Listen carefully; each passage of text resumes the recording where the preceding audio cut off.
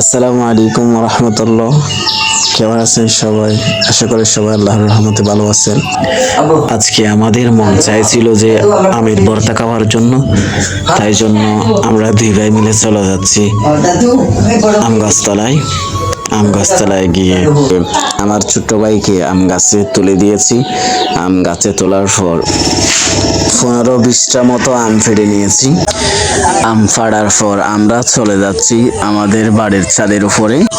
বাড়ির ছাদে আসার পর প্রথমে আমগুলোকে ভালোভাবে পরিষ্কার করে ফেলতেছি, তারপর আমগুলোর চাম ভালোভাবে ছুলে ফেলতেছি। আমগুলো ভালোভাবে চুলার পর আমগুলোকে আঁশ দিয়ে ঘষে ফেলতেছি। আম ঘষার পর ভালোভাবে পেঁয়াজ ঘষে ফেলতেছি।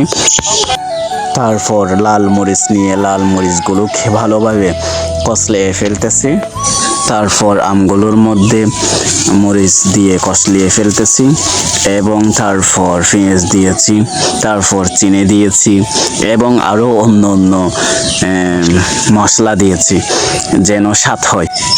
আরও একটু ভালো স্বাদ হওয়ার জন্য একটা ডিম দিতেছি এবং সব কিছু রেডি করার পর আমাদের প্রতিবেশী ভাই ব্রাদার সবাইকে একটু একটু করে দিতেছি। সবাইকে একটু একটু দেওয়ার পর আমরা দুই ভাই মিলে খেতে বসলাম। যদি আপনাদের ভিডিওটি ভালো লেগে থাকে তাহলে শেয়ার করে দিবেন।